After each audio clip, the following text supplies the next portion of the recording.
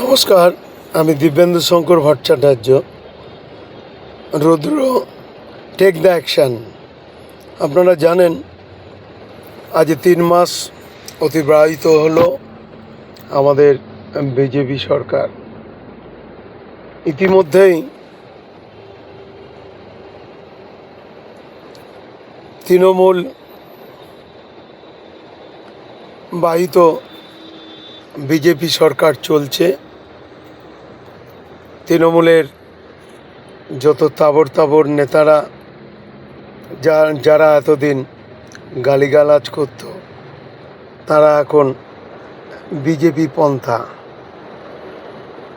অগ্নিকন্যার যারা সন্তান ছিল এক সময়, তারা এখন বিজেপি পন্থাতে চলে এসছে। বিজেপি ক্যাটাগরি থেকে এখন তৃণমূল ক্যাটাগরিতে চলছে। এই যদি পশ্চিমবাংলার অবস্থা হয়, আগামী দিন পশ্চিমবাংলার যে কী দিন আসছে, এটা মানুষকে ভাববার বিষয়। মানুষ যার জন্য এই তৃণমূলকে ত্যাগ করেছিল, এই স্লোগানটা ছিল পিসি চোর, ভাইপো চোর, তৃণমূলের সবাই চোর। 1 2 3 4 তৃণমূলের সবাই চোর।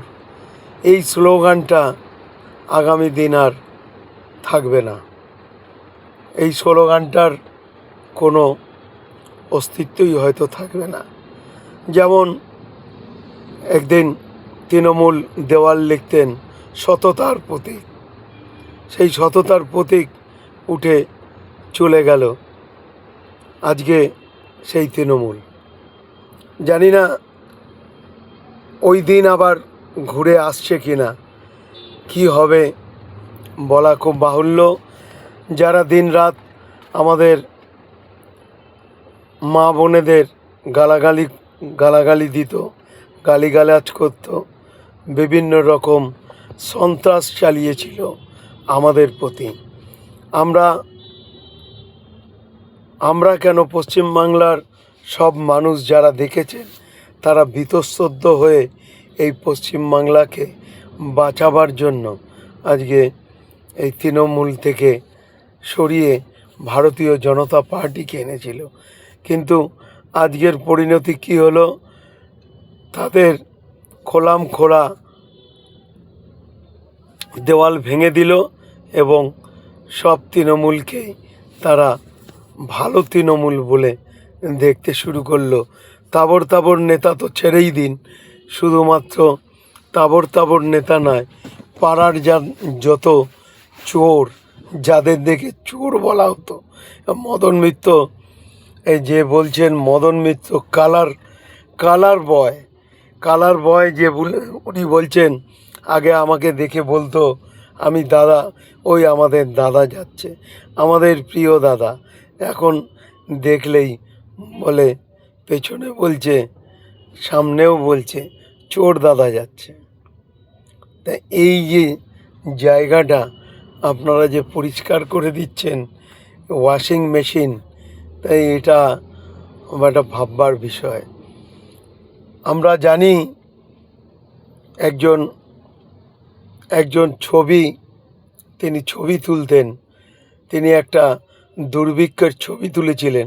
একটা বাচ্চা বসে দৌড়ে খাবারের খোঁজে যাচ্ছে, আর সেই খাবার না পেয়ে যখন হাঁপিয়ে যাচ্ছে, সে বসে গেছে, তার পাশে একটা শকুন বসেছিল। সেই শকুনটা চিন্তা করছে এই বাচ্চাটা কখন মরবে, আর আমরা ঠুকরে খাবো। সেই দিন আবার ঘুরে আসবে কি না, এই সন্ত্রাসবাদীদের হাত ধরে, এই বিদেশি শক্তির হাত ধরে আমরা ভাববার মানে কি বলবো, ভাববার আর ভাষা বা অন্য কিছু খুঁজে পাচ্ছি না। এটা যে কি পরিণতি হবে আগামী দিন, সেটা চিন্তার বিষয়। সমীকরণ তৈরি হচ্ছে বিজেপিতেও তৃণমূলের মতন। কি চমৎকার এই তৃণমূল, কি কি তৃণমূল এই চমৎকার দেখিয়ে দিয়েছে। খেলা হবে, সেই খেলার দিনটা আবার ঘুরে আসছে। 3 মাসের মধ্যেই যে বিজেপির বা ভারতীয় জনতা পার্টির এত বড় পরিবর্তন, সেটা মাথায় একটা ভাববার জায়গায় নিয়ে যাচ্ছে। আগামী দিন আমাদের চিন্তা করতে হবে যে আমরা আবার মার খাবো কি না। কারণ দেখছি ডিম থেরাপি করতে গিয়ে বিজেপির দলের লোকেরাই ডিম থেরাপিতে পরিণত হচ্ছে। তা আমি জানি না যে আগামী দিন আবার বাড়ি ছাড়া হতে হবে কি না। যারা আপনারা বাড়িতে ঢুকিয়ে দিয়ে গেছিলেন এবং স্বচ্ছতার সঙ্গে তাদেরকে রেখেছিলেন, জানি না আগামী দিন আবার সেই জায়গায় আমাদের সেই পরিণতি হতে হবে কি না। আপনারা তো থাকবেন ঘেরা জায়গার মধ্যে এবং বড় বড় সিকিউরিটির মাঝখানে, আমরা তো থাকব সাধারণ মানুষের কাছে, সাধারণ মানুষের কথা শোনার জন্য, সাধারণ মানুষের জবাব দেওয়ার জন্য। আর সেই জায়গায় থেকে আমাদের মার খেতে হয়েছে একদিন, আজও মার খাওয়ার পরিণতি হচ্ছে। জানি না পশ্চিমবাংলা থেকে এমন কি মন্ত্রশক্তি আছে যে মন্ত্রশক্তিতে আবার তৃণমূল ফিরে আসতে পারে, সেটাই দেখছি। টাকাটাই এইখানে সবচেয়ে বড় জিনিস হয়েছে, অর্থটাই সবচেয়ে বড় জিনিস হয়েছে। কোনো পার্টির একজন কর্মীর যে জীবন ধারণ করার মতন জায়গায় নেই, সেটাই আজকে জনগণও চিন্তা করছেন। যদি এবার ভোট হয়, আমরা তো কিছুই বলতে পারবো না যে ভালো তৃণমূল আর ভারতীয় জনতা পার্টির ভালো লোক কে আছে, এটাই ভাববার বিষয়।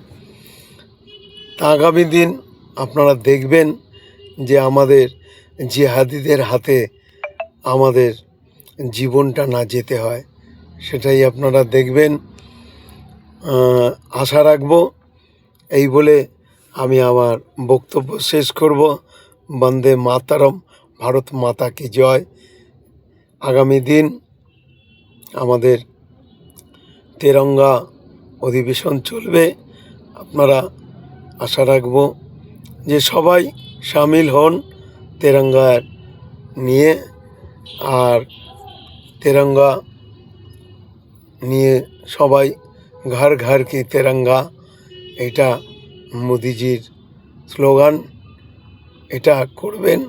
জানি না আগামী দিন তেরঙ্গার বদলে আবার পাকিস্তানের ঝান্ডা তুলতে হবে কি না, এটাও ভাবতে হবে।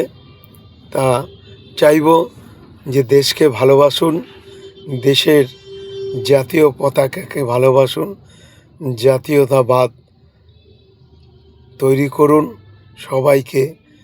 সবাইকে এই ভারতের মাটিতে যাতে জাতীয় পতাকা ওঠে, এই বলে আমি আমার বক্তব্য শেষ করছি। ভারত মাতা কি জয়। বন্দে মাতরম।